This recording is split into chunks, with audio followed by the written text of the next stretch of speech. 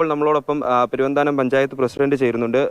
Madam, നമുക്കിപ്പം ചോദിക്കുമ്പോഴും പ്രദേശവാസികളോടാണെങ്കിലും പലപ്പോഴും ചോദിക്കുമ്പോഴൊക്കെ അറിയാൻ സാധിക്കുന്നത് ഈ പ്രദേശത്ത് കാട്ടാൻ ഇറങ്ങുന്നതാണെന്നാണ് അറിയുന്നത്. എങ്ങനെയാണ് ഇവിടുത്തെ ഒരു സാഹചര്യം? ഇത് പെരുവന്താനം ഗ്രാമപഞ്ചായത്തിന്റെ 7ാം വാർഡാണ്. വെള്ളാനി എന്നാണ് പറയുന്നത്. ഇവിടെ നിരന്തരമായിട്ട് ആനശല്യമാണ്. അപ്പോൾ കഴിഞ്ഞ തവണ ഇതേ സമാന അനുഭവത്തിൽ സോഫിയ എന്നൊരു സ്ത്രീ മരണപ്പെട്ടിരുന്നു. അതുപോലെ തന്നെ ആ വാർഡിൽ തന്നെയാണ് ഇപ്പോഴും മരണം സംഭവിച്ചിരിക്കുന്നത്. അപ്പം അവിടെ പാട്ടത്തിനടുത്ത് റബ്ബർ ടാപ്പിങ്ങിനായിട്ട് വന്നതാണ്. മോന്റെ അലർച്ച കേട്ടാണ് അദ്ദേഹം ഓടി വന്നപ്പോൾ ആന തട്ടിയിടുകയായിരുന്നു. അങ്ങനെയാണ് നമുക്കറിയാൻ സാധിച്ചത്. പിന്നെ ഇങ്ങോട്ട് ആശുപത്രിയിലേക്ക് എത്തിച്ചപ്പോൾ ഡെത്ത് സംഭവിച്ചിരുന്നു. അപ്പം നിരന്തരമായിട്ട് ഇത് തന്നെയാണ്. ഒരാഴ്ചയായിട്ട് ഈ ആന ആക്രമണം നമ്മുടെ ജനവാസ മേഖലകളിൽ തന്നെയാണ്. നമുക്ക് വീടുകളിൽ നിന്ന് പുറത്തേക്ക് പോലും ഒന്ന് ഇറങ്ങാൻ സാധിക്കാത്ത അവസ്ഥയിലാണ്. ഇപ്പോൾ പകലാണ് ഇത് സംഭവിച്ചിരിക്കുന്നത്. അപ്പം നിരന്തരമായി ഇങ്ങനെ തന്നെ നടന്നുകൊണ്ടിരിക്കുകയാണ്. അതേ സോഫിയ എന്ന സ്ത്രീയെ കൊലപ്പെടുത്തിയ അതേ ആന തന്നെയാണ് ഈ ഒരു ആളെയും കൊലപ്പെടുത്തിയിരിക്കുന്നത്. വനംവകുപ്പിന്റെ ഭാഗത്തുനിന്ന് നമുക്ക് എന്താണ് അറിയാൻ സാധിക്കുന്നത്?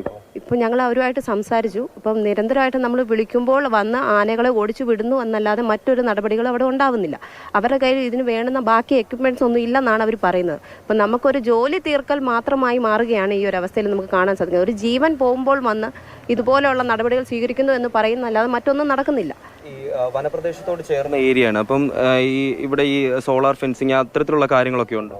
ഇപ്പോൾ ഫെൻസിങ് നടന്നുകൊണ്ടിരിക്കുകയാണ്. നമ്മുടെ ഇവിടെ തന്നെ ഈ ഒരു വാർഡിൽ തന്നെയാണ് നമ്മളിപ്പോൾ ഫെൻസിങ് നടത്തിക്കൊണ്ടിരിക്കുന്നത്. എന്നാൽ പോലും ഒരു പഞ്ചായത്തിന്റെ പരിധിയിൽ നമുക്ക് ചെറിയ ഫണ്ടുള്ള ഒരു പഞ്ചായത്താണ്. അപ്പോൾ നമ്മുടെ ഇതിൽ നിൽക്കുന്ന കാര്യങ്ങളല്ല ഇത്. വനംവകുപ്പിന്റെ ഭാഗത്തുനിന്ന് ഇലക്ട്രിക് ഫെൻസിങ് അങ്ങനെയുള്ള നമുക്കിപ്പോൾ ഒന്നും ഉണ്ടായിട്ടില്ല.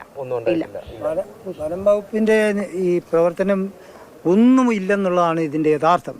എന്താണെന്ന് ചോദിച്ചാൽ കഴിഞ്ഞ 3 മാസത്തിന് മുമ്പ് സോഫിയ മരിച്ച സമയത്ത് ഇവിടുത്തെ അധികാരികൾ വന്ന് നൽകിയ വാഗ്ദാനങ്ങൾ യാതൊന്നും നടത്താതെ പോവുകയാണ്. ഇന്ന് രാവിലെ 6ഓളം കാട്ടാനകൾ ഈ മതമ്പ എന്ന് പറഞ്ഞ സ്ഥലത്ത് തമ്പടിച്ചപ്പോൾ ഈ വിവരങ്ങൾ അവരെ അറിയിച്ചതാണ്, ഈ വനപാലകരെ അറിയിച്ചതാണ്. പക്ഷേ അവരത് കാര്യത്തിലെടുക്കുന്നില്ല എന്നുള്ള ഒരു ഇതാണ്.